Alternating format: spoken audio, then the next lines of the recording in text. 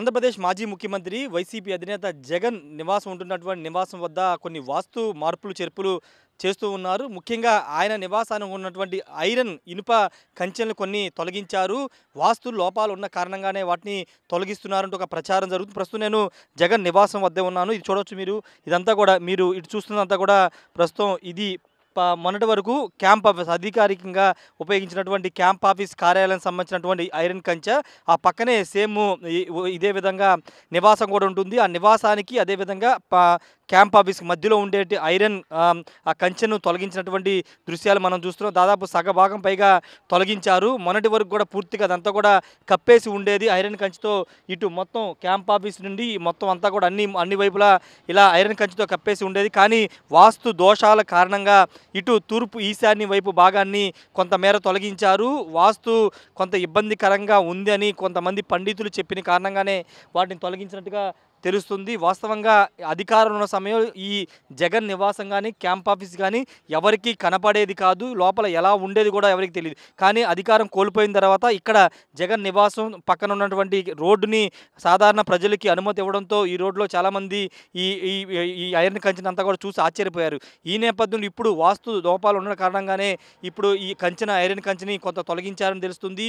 తూర్పు ఈశాన్య వైపు క్లోజ్ చేసి ఉండకూడదు, ఓపెన్గా ఉండాలని పండితులు చెప్పిన కారణంగానే తొలగించినట్టు తెలుస్తుంది.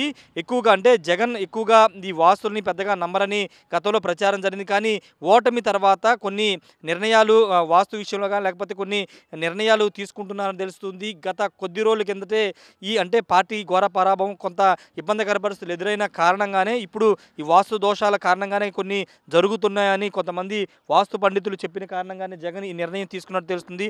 దానిలో భాగాన్ని వీటిని తొలగించినట్టు తెలుస్తుంది. అయితే దీనిపైన వైసీపీకి సంబంధించిన వాళ్ళు ఎవరు కూడా దీనిపైన స్పందించలేదు. ఇవన్నీ కూడా కొన్ని మార్పులు చేర్పులు జనరల్గా నివాసానికి సంబంధించి క్యాంప్ ఆఫీస్ సంబంధించినటువంటి నిర్మాణాలకు సంబంధించి కానీ మార్పులు చేర్పులు ఎప్పుడు జరుగుతాయి. వాస్తు కోసమే ఇవన్నీ తొలగించలేదని కొంతమంది చెబుతున్నప్పటికీ ఇప్పటి వరకు లేనంటే గత 5 ఏళ్ల కాలంగా లేనటువంటి మార్పులు ఇప్పుడు ఎందుకంటే అధికారం కోల్పోయిన తర్వాత ఇప్పుడు సడన్గా ఈ ఐరన్ కంచెలో కొంత భాగాన్ని తొలగించడానికి కారణం వాస్తు మార్పులని తెలుస్తుంది. వాస్తు మార్పు కారణంగానే జగన్ రాజకీయంగా కొన్ని ఇబ్బందులు ఎదుర్కొంటున్నారు. వాటిని తొలగాలంటే వాస్తులో ఆయన నివాసం ఉంటున్నటువంటి ఇంటికి సంబంధించిన వాస్తులో మార్పులు చేర్పులు చేయాలనే ఉద్దేశంతోనే ఇప్పుడు ఐరన్ కంచెని తొలగిస్తున్నట్టు తెలుస్తూ మరోసారి మీరు చూస్తే కనుక చుట్టూ మీకు ఎంత బలంగా ఐరన్ కంచెని ఏర్పాటు చేశారు చూడొచ్చు. ఎవరైనా దాడి చేయడానికి వచ్చినా రాళ్లు వేసినా ఏదన్నా విందే విధంగా చాలా బలంగా దీన్ని అయితే ఏర్పాటు చేశారు. దీని మీద కూడా పెద్ద ఎత్తున విమర్శలు వచ్చాయి. ఒక ప్యాలెస్ నిర్మాణం చేసుకుని ఒక కోటలాగా దీంట్లో జగన్ ఉంటున్నారంటూ గతంలో టీడీపీ నేతలు పెద్ద ఎత్తున ఆరోపణలు చేశారు.